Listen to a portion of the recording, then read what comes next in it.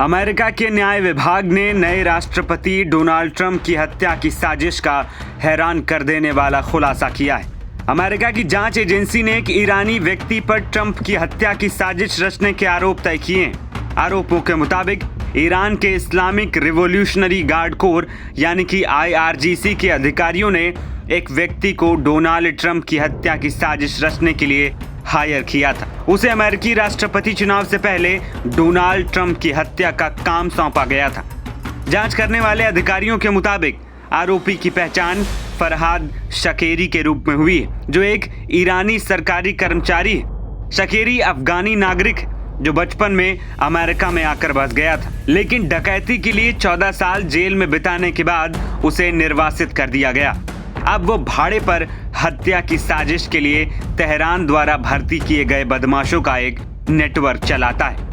Manhattan की संघीय अदालत में शिकायत के अनुसार FBI को इस योजना की जानकारी हो गई थी, जिसके बाद इसे नाकाम कर दिया गया।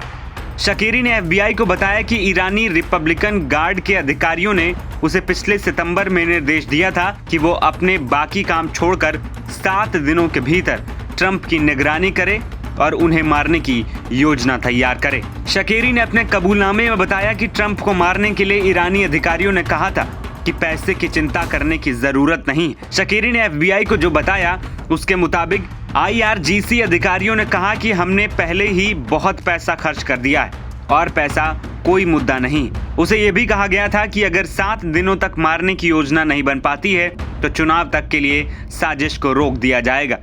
अधिकारियों का मानना था कि ट्रंप हार जाएंगे और तब उन्हें मारना और भी आसान होगा।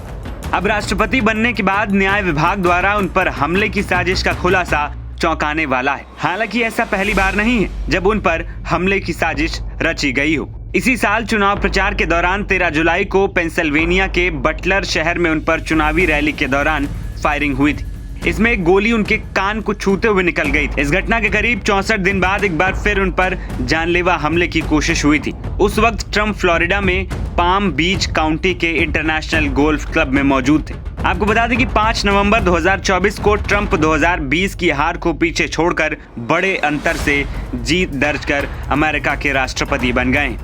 ट्रंप अमेरिका के 47वें राष्ट्रपति बने। उन्हें एक बड़ा जनादेश मिला जिसने उन्हें और ताकतवर बना दिया। ट्रंप की ये जीत ऐतिहासिक बताई जा रही है क्योंकि उनके राष्ट्रपति बनने से कई चीजें पहली बार होंगी। वहीं इस बीच उनको जान से मारने के खुलासे ने सबको हैरत में डाल दिया है।